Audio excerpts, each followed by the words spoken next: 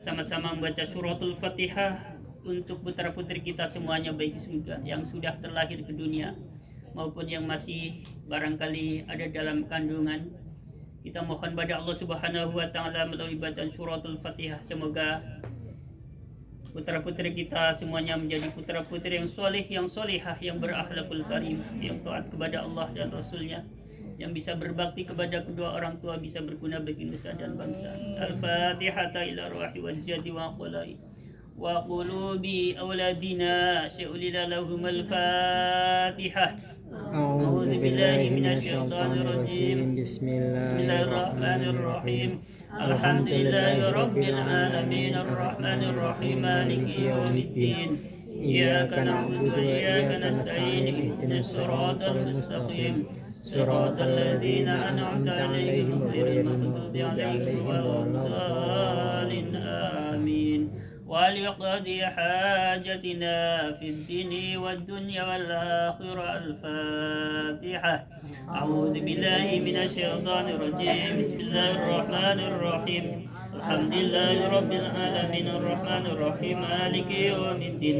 إياك نعبد وإياك نستعين اهدنا الصراط المستقيم صراط الذين أنعمت عليهم غير المغضوب عليهم ولا الضالين آمين.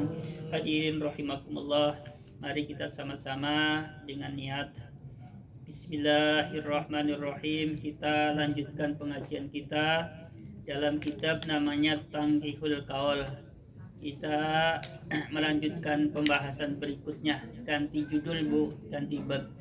Saya bacakan langsung. Mari kita sama-sama baca basmalah. Bismillahirrahmanirrahim. Al-babur rabi'u fi fadilatis sholati 'alan nabi sallallahu alaihi wasallam. Pada bab yang keempat penyusun kitab Asy-Syaikh An-Nawawi Al-Bantani dalam kitabnya Tanqihul Qaul akan menjelaskan tentang keutamaan membaca sholawat Nabi Sallallahu Alaihi Wasallam. Jadi bab yang keempat ini menjelaskan tentang apa, Bu? Menjelaskan tentang keutamaan membaca sholawat Nabi. Langsung saya bacakan hadisnya. Bismillahirrahmanirrahim. Bismillahirrahmanirrahim. Anin Nabi sallallahu alaihi wasallam qala man shalla alayya fil yawmi mi'ata marratin qadallahu lahu mi'ata hajatin sab'ina minha fil akhirati wa thalathina fid dunya. Bismillahirrahmanirrahim. Nabi sallallahu alaihi wasallam bersabda, barang siapa yang membaca sholawat atasku, kata Nabi, barang siapa yang membaca sholawat kepadaku dalam sehari semalam membaca 100 kali. Berapa, Bu? Sehari semalam baca sholawat 100 kali. Kata Nabi, siapa orang yang membaca sholawat sebanyak 100 kali sehari semalam, maka jaminannya Allah akan mendatangkan hajatnya. Allah akan mencukupi apa yang menjadi hajatnya. Allah akan mengijabah apa yang menjadi permintaannya. Ya. Dibaca berapa kali, Bu? 100 kali. Sehari semalam kita membaca sholawat 100 kali, maka jaminannya atau imbalannya Allah akan memberikan 100 hajat. 100 sholawat akan dibalas dengan 100 hajat. Artinya hajat kebutuhan. Ada 100 kebutuhan yang Allah jamin akan diberikan. Yang 70 dari 100 hajat itu diberikan di akhirat. Sementara yang 30-nya diberikan di Jadi saya ulangi, siapa orang yang dalam sehari semalam membaca sholawat sebanyak 100 kali, maka jaminannya Allah akan memberikan hajatnya sebanyak 100 sholawat dibalas 100 hajat oleh Allah Subhanahu wa Ta'ala. Cuman dibagi dua. Yang 70 hajat nanti diberikan atau dibayarnya di akhirat berupa pahala surga dan seisinya. Yang 30-nya dibayar cash, artinya diberikan di dunia. Jadi saya nanya, ibu-ibu punya hajat apa? Banyak hajatnya. Iya. Saya sering dengar kata orang sholawatin aja. Ya. Ibu pernah dengar ada kalimat sholawatin aja kayak gitu. Ada orang lihat mobil, kinclong banget tuh mobil ya, sholawatin aja. Ya ini dalilnya, Bu. Ya. Artinya banyakin baca sholawat. Supaya apa? Supaya hajatnya dikabulkan oleh Allah Subhanahu wa Ta'ala. Banyak-banyakin baca sholawat, Bu. Ya, 100 kali. Ayo, Bu, praktekkan baca sholawat. Sallallahu ala Muhammad. Sallallahu alaihi wasallam. Sallallahu ala Muhammad.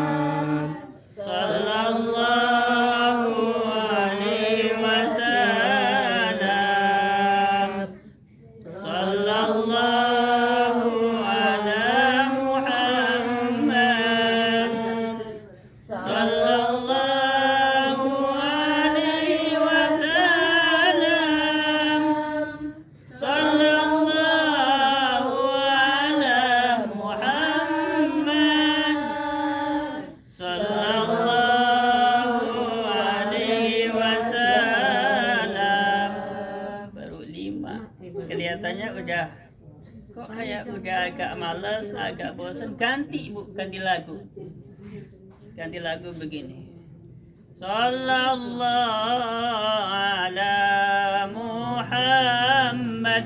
Lanjut. Sallallahu alaihi wasallam. Sallallahu ala Muhammad. Sallallahu alaihi wasallam. Sallallahu ala Muhammad. Sallallahu alaihi wasallam.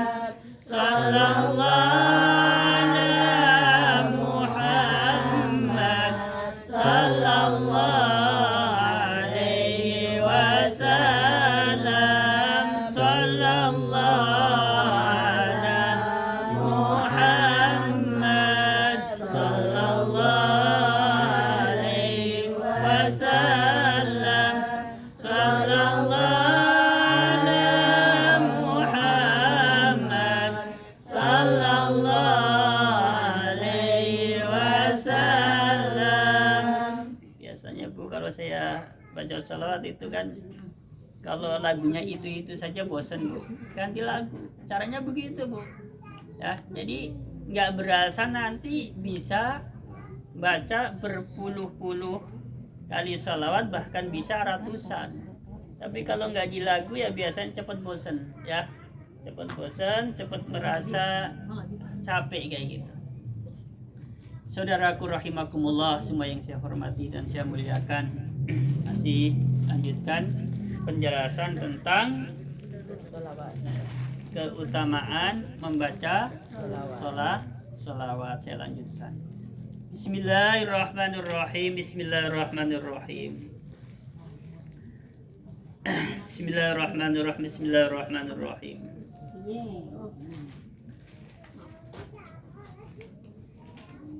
Qala Nabi sallallahu alaihi wasallam, Man shalla alayya min ummati mukhlishan min qalbihi salatan wahidatan sallallahu alaihi asyra salawatin wa rafa'a lahu asyra darajatin wa maha anhu asyra sayyiatin. Kata Nabi sallallahu alaihi wasallam, barang siapa yang membaca salawat atasku, dia dari golongan umatku.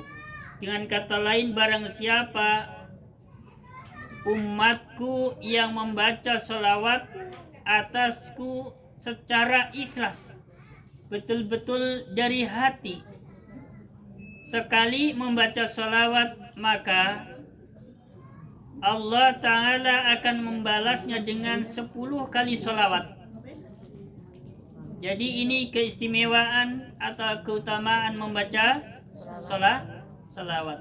Jika kita membaca salawat sekali, maka Allah akan membalasnya dengan 10 kali salawat. Artinya bagaimana, Bu? Kalau kita membaca salawat sekali, kok Allah membalasnya dengan 10 kali salawat? Kalau kita membaca 10 kali salawat, maka Allah akan membalasnya dengan 100 kali salawat. Kalau kita membaca 100 kali salawat, maka Allah akan membalasnya dengan 1000 kali salawat. Artinya, salawat yang dimaksudkan oleh Allah Subhanahu wa Ta'ala untuk kita yang membaca salawat adalah rahmah wa maghfirah.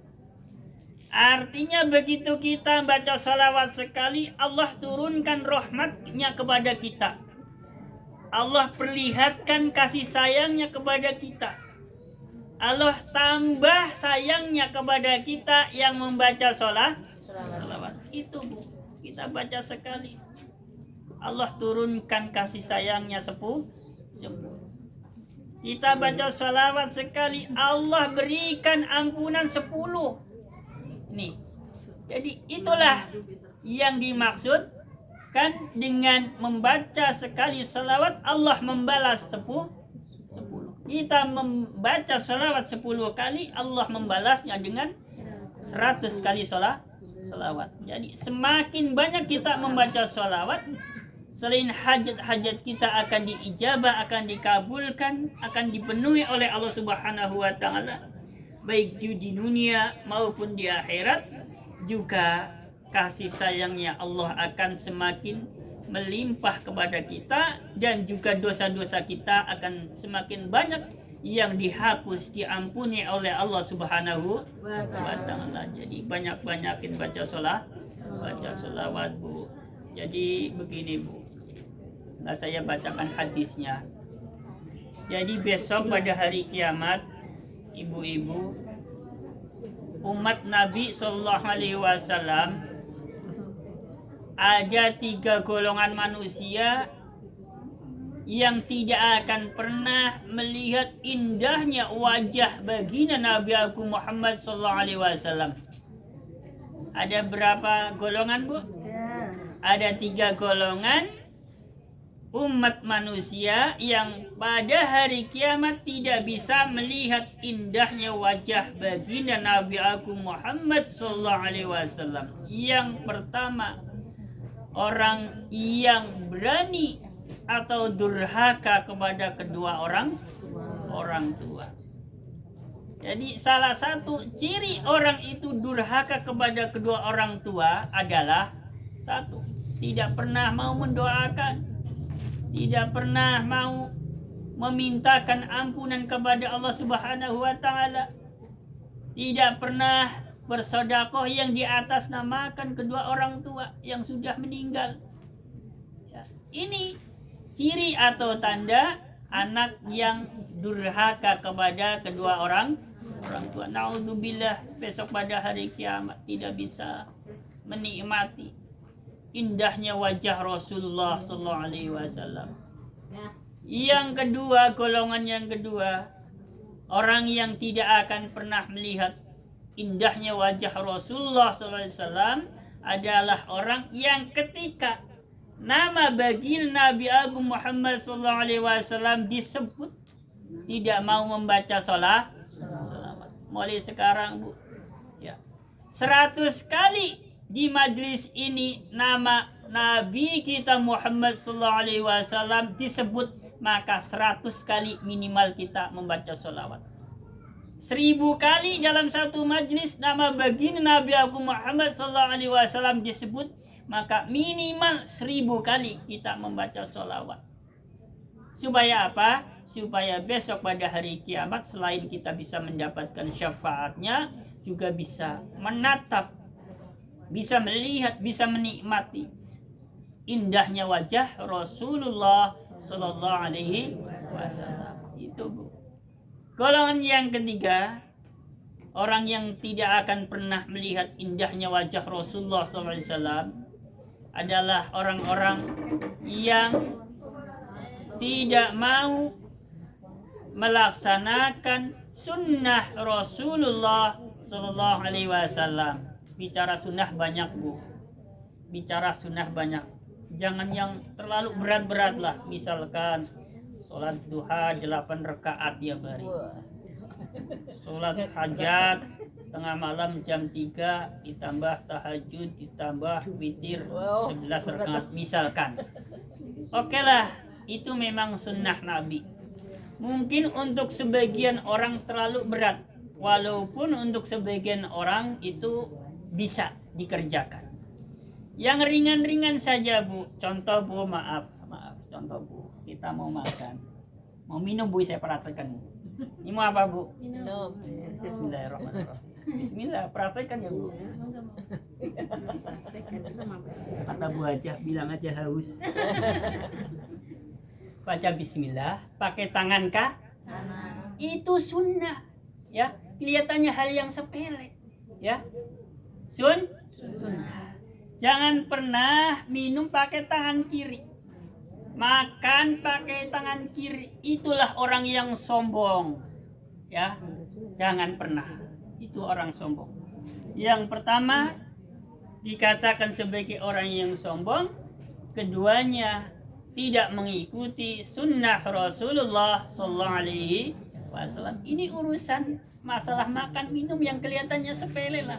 Tiap hari kita mesti makan, mesti minum. Jangan yang muluk-muluk ah. Misalkan sehari baca Al-Quran minimal 1 juz misalkan ya. Itu yang memang sunnah juga tapi berat. Sebagian orang berat ya. Saya kasih contoh yang ringan-ringan saja Bu. Kayak tadi sholawatan kan kita bisa sambil ngomong anak, ya sambil ya gosok baju bisa sholawatan. Gosok baju sholawatan. Orang saya kadang kalau di rumah Bu, bukan kadang seringnya itu ringan-ringan sendiri ya. Biarlah tetangga dengar gak apa-apa ya. Biasa saya lagi ngapa gitu biasa sambil sholawatan. Kayak gitu. Yang berikutnya sunnah Nabi sallallahu alaihi wasallam yang ringan Bu. Ini masih terkait masalah makan dan minum. Tolong banget Bu, mulai sekarang jangan pernah makan minum sambil berdiri, duduk.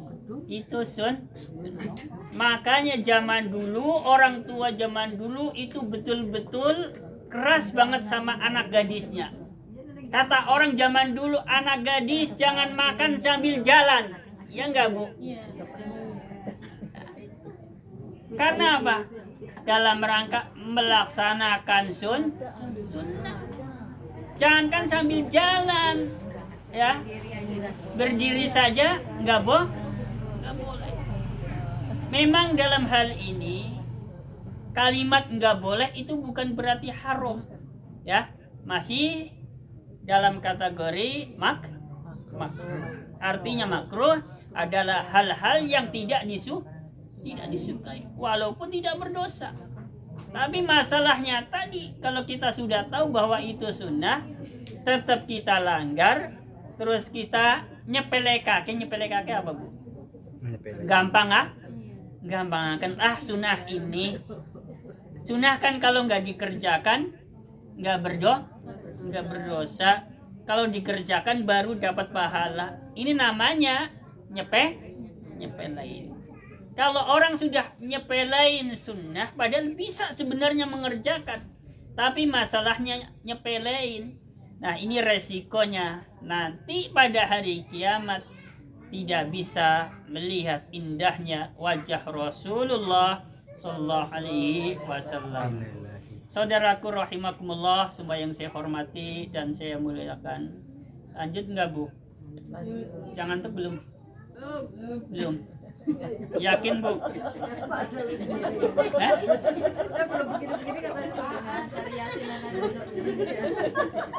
Bu, gini aja, Bu. Saya kan punya prinsip begini dalam hidup. La yukallifullahu nafsan illa wus'aha. Artinya apa, Bu? La yukallifullahu nafsan illa. Allah tidak membebankan suatu beban kepada seseorang yang tidak mampu. Ini kalimat ini saya jadikan prinsip dalam hidup saya. Jadi ketika saya menginginkan sesuatu kepada siapa saja, kalau saya melihatnya ini orang kayak sepertinya agak keberatan, saya nggak lanjut, karena prinsip tadi nggak mau membebani kepada seseorang yang dinilainya berat. Jadi dengan dasar hadis ayat ini, maka saya ngaji di sini pun nggak panjang-panjang, Bu, karena tadi sudah saya dengar ada yasinan, tahlilan dan sebagainya, itu sudah lama. Memang biasa kalau saya ahad pagi itu bisa 3 jam ya komplit, di malam Senin juga bisa hampir 3 jam. Itu karena bapak-bapak semuanya. Saya melihat ngukur dengan kemampuan jamaah. Jadi barangkali ibu-ibunya ini kan sudah dari pagi, nggak tahu dari jam 5 pagi, nggak tahu dari jam 4 pagi nih udah aktivitas ya. Ada masak, ada ngurusin anak-anak ya, suami dan sebagainya, Ibu. Ya capek ya, Bu.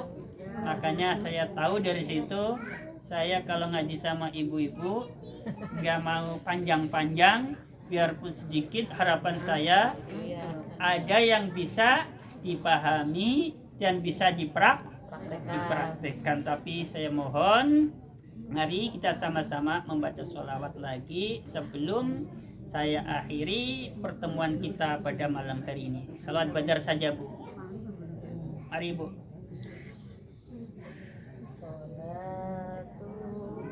Lagunya apa, Bu? Salatullah salamullah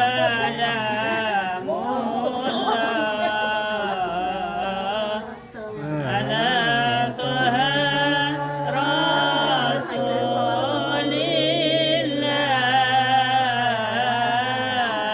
Salatullah salamullah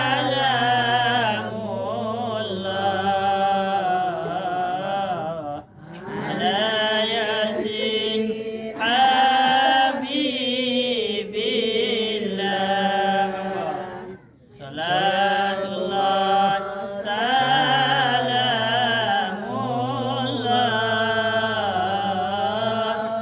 ala Taha Rasulillah.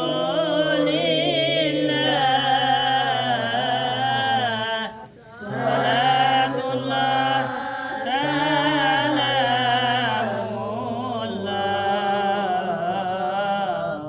ala Yasin Habibillah.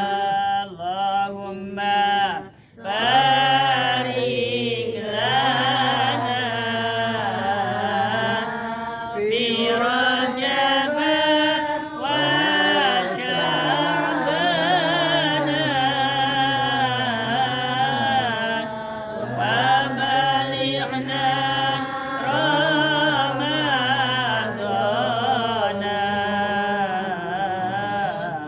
wa balighna Ramadhan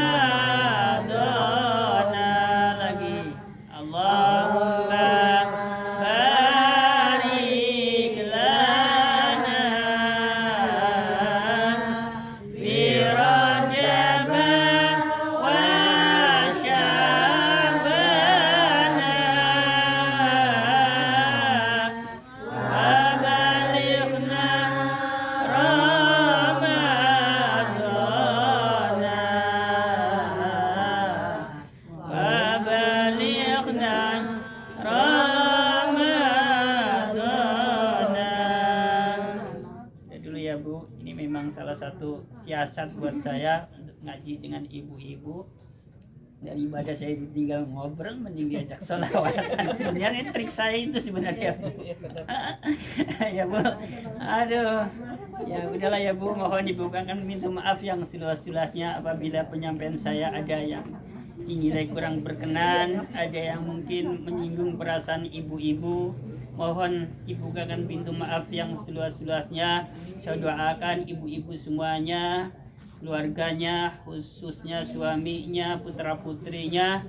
Kalau yang sudah punya cucunya, semoga semuanya senantiasa dalam lindungan Allah Subhanahu wa taala, dimudahkan segala urusannya, baik urusan dunia, urusan agama, urusan akhirat.